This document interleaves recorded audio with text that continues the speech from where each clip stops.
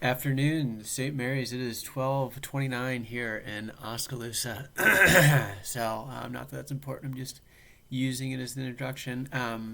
But yeah, so I have been on quarantine for the last 10 days, and I'm experiencing spiritual starvation. I just came to that conclusion. And what starvation feels like is it's almost like it's like a hunger for God that's just profound. And I'm used to being in front of the Blessed Sacrament, total access to that. I go to Mass once a day, so I had to chase Father around a little bit, but I make it happen.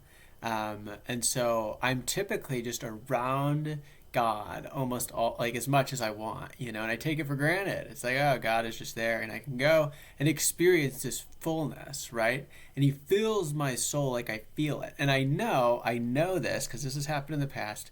If I was to go to St. Mary's Catholic Church right now, I would experience the waters that He offers to us only in front of the Blessed Sacrament. I would experience it. And I know that that would happen because it's happened literally a million times, or it's happened at least 20, 30 times in my journey spiritually, where I need to be in front of the Blessed Sacrament, and I notice what happens when I get in front of Him. I experience this fullness. I experience drinking this water, and it just like fills me up, and I'm just like, okay, ready to go. And I think we're familiar with it. I just don't think a lot of people know that that's what it is, that they're actually seeking God, that they're seeking a drink from the heart of God, which is only found in the Blessed Sacrament. I could sit here and pray, and that's one thing, and I think that would help. But at the same time, God is become a piece of bread for a reason. It's not just because this would just be a nice side bonus. Like no, like this is a big deal, and He wants us to come to Him. So I think I mentioned before that in one of the revelations to, I think, St. Catherine of Siena, she was mentioning that Jesus suffers more loneliness in the Blessed Sacrament and more pain from that loneliness than He ever experienced during the crucifixion. So Jesus' heart is being obliterated, basically, just by the loneliness. I had a grandma who was widowed for probably like 10 years, and I would go to her house after I kind of had my conversion. She lived down the street. I would go and visit her, and it was the peak of her week. She loved it.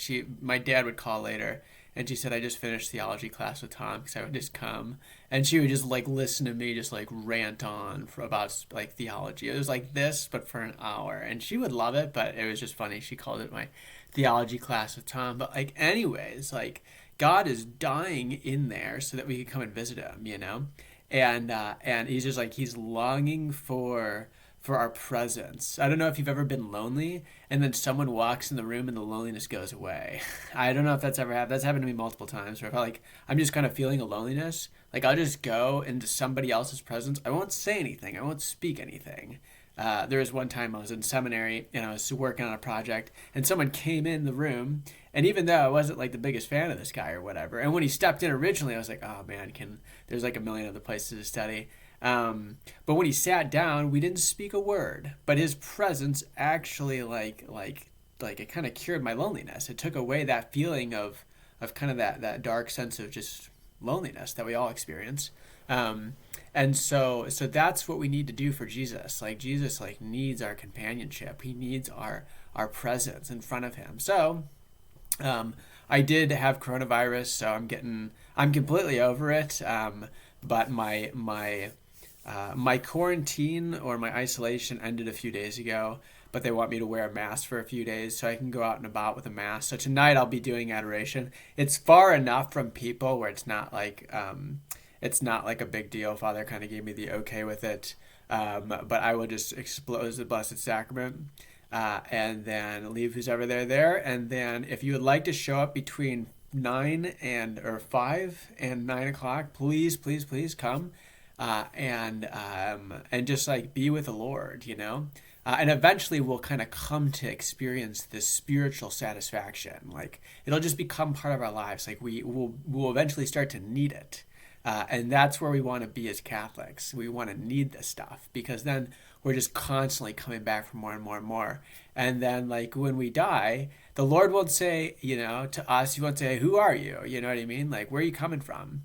He'll say, oh, like, Tom, good to see you again, man. Like, it's been only, 20 minutes since the last time we bumped into each other. So that's what we want to do. All right, you guys are awesome. Thank you for the food. Don't bring any more food. I'm packed and I got too much food. But you guys are awesome. I really, really, really love Oskaloosa. I think you guys are amazing. And keep up the good work. Pray for me and the youth of Oskaloosa so that their hearts like become bombshells of grace, that they just like explode into this world when they're ready to go. All right. Love you all. Bye.